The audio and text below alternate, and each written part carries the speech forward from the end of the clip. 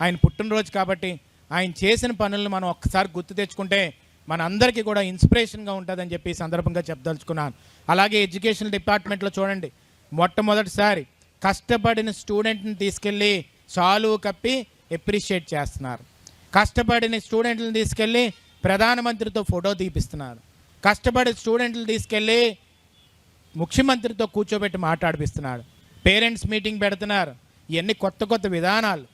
అప్పుడు education department అంటే ఏటో తెలిసేది కాదు ఎవరికి, కానీ ఈరోజు కొత్త కొత్త విధానాలతో ముందుకెళ్తున్నారు. యోగాలం సమయంలో రెడ్ బుక్ అని చెప్తుండేవాడు ఆయన.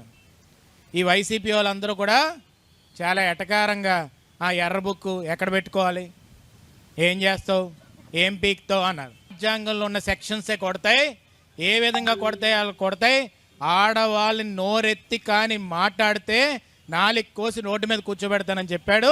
ఈరోజు అదే జరుగుతుంది. ప్రతి ఒక్కరికి శిక్ష పడుతుంది. నేను ఒకసారి అంటుంటాను, ఒకటి ఎన్టీ రామారావు గారు ఉన్న క్వాలిటీ ఒకటి వచ్చేసింది, చంద్రబాబు నాయుడు గారిలో ఉన్న క్వాలిటీ ఒకటి వచ్చేసింది. ఒకటి కంపెనీలు తేడం ఒక ఎత్తు అయితే, ఎక్కువ మాట్లాడిన వాళ్ళు ఒంగోపెట్టి తండం కూడా ఒక ఎత్తు.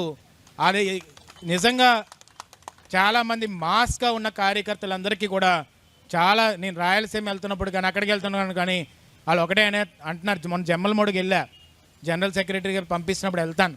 మదనపల్లి వెళ్ళాను, ఒక కార్యకర్త ఆత్మహత్య చేసుకున్నారంటే వెళ్ళినప్పుడు ఒకటే అన్నాడు, సార్ మాకేమన్నా అవసరం అయితే నారా లోకేష్ గారు ఉన్నారు, ఆయన అయితే కరెక్ట్ సార్ అని అంటున్నారు.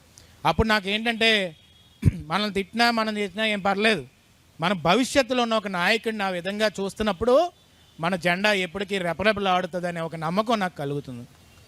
ఆయన పుట్టినరోజు కాబట్టి ఆయన చేసిన పనులను మనం ఒక్కసారి గుర్తు తెచ్చుకుంటే మన అందరికీ కూడా ఇన్స్పిరేషన్గా ఉంటుందని చెప్పి ఈ సందర్భంగా చెప్పదలుచుకున్నాను. అలాగే ఎడ్యుకేషన్ డిపార్ట్మెంట్లో చూడండి, మొట్టమొదటిసారి కష్టపడిన స్టూడెంట్ని తీసుకెళ్ళి సాలువు కప్పి ఎప్రిషియేట్ చేస్తున్నారు. కష్టపడిన స్టూడెంట్లను తీసుకెళ్ళి ప్రధానమంత్రితో ఫోటో తీపిస్తున్నారు. కష్టపడి స్టూడెంట్లు తీసుకెళ్ళి ముఖ్యమంత్రితో కూర్చోబెట్టి మాట్లాడిపిస్తున్నాడు. పేరెంట్స్ మీటింగ్ పెడుతున్నారు. ఇవన్నీ కొత్త కొత్త విధానాలు. అప్పుడు ఎడ్యుకేషన్ డిపార్ట్మెంట్ అంటే ఏటో తెలిసేది కాదు ఎవరికి, కానీ ఈరోజు కొత్త కొత్త విధానాలతో ముందుకెళ్తున్నారు. యోగాలం సమయంలో రెడ్ బుక్ అని చెప్తుండేవాడు ఆయన. ఈ వైసీపీ వాళ్ళందరూ కూడా చాలా ఎటకారంగా ఆ ఎర్ర బుక్ ఎక్కడ పెట్టుకోవాలి, ఏం చేస్తావు, ఏం పీక్తావు అన్నారు. రాజ్యాంగంలో ఉన్న సెక్షన్సే కొడతాయి. ఏ విధంగా కొడతాయి? వాళ్ళు కొడతాయి. ఆడవాళ్ళని నోరెత్తి కానీ మాట్లాడితే నాలుగు కోసి రోడ్డు మీద కూర్చోబెడతానని చెప్పాడు. ఈరోజు అదే జరుగుతుంది. ప్రతి ఒక్కరికి శిక్ష పడుతుంది. నేను ఒకసారి అంటుంటాను, ఒకటి ఎన్టీ రామారావు గారు ఉన్న క్వాలిటీ ఒకటి వచ్చేసింది, చంద్రబాబు నాయుడు గారిలో ఉన్న క్వాలిటీ ఒకటి వచ్చేసింది. ఒకటి కంపెనీలు తేడం ఒక ఎత్తు అయితే, ఎక్కువ మాట్లాడిన వాళ్ళు ఒంగోపెట్టి తండం కూడా ఒక ఎత్తు.